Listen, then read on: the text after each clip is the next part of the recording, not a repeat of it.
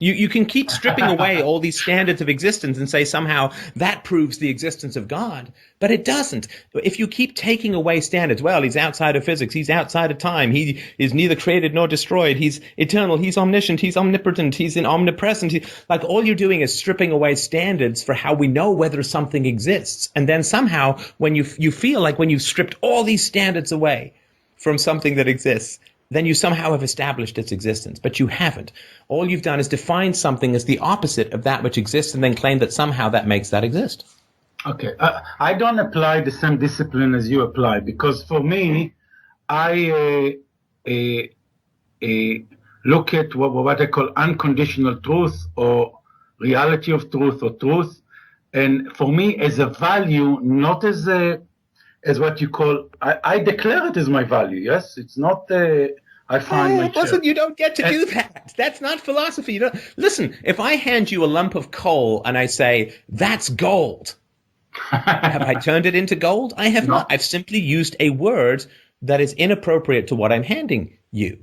And so you can say, well, I don't use the same methodology as you. I am focused on unconditional truth and this and that and the other. No. You don't get to use these words like truth and existence and reality to just layer over whatever your particular religious prejudices happen to be. That's not how philosophy works. I don't get to do it either, by the way.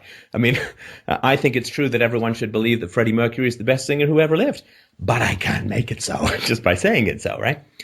So when I give you rational arguments and then you say, well, but I use a different methodology, well, you're not using a methodology. What you're doing is you're pillaging from the gold pile of philosophy and covering up something that you have no philosophical proof for and claiming you've done something, which is exactly the same as me grabbing a stone from the ground and calling myself a gold miner because I write the word gold on it. I mean, you're just writing the word truth on stuff, right?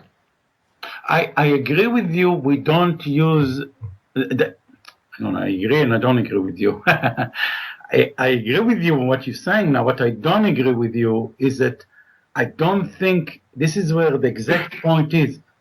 When I use the word God and when you use the word God and the discipline you apply to make it existing and I apply to make it existing is very, very different.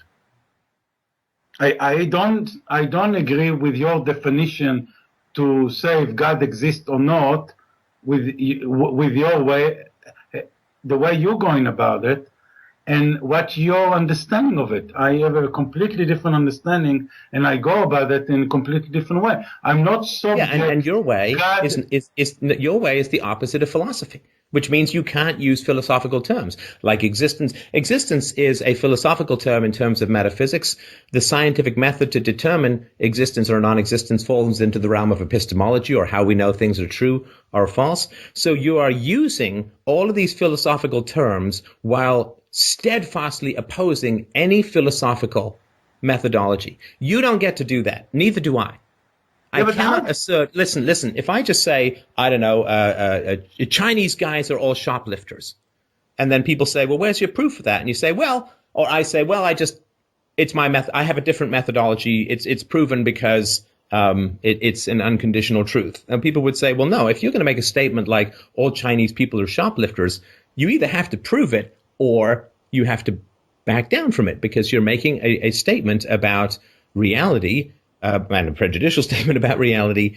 And so I don't get to say, well, my prejudices are exactly as true as your 2 and 2 make 4. I just use a different methodology. It's like, no, there is only one methodology for determining truth. And that methodology is reason plus evidence.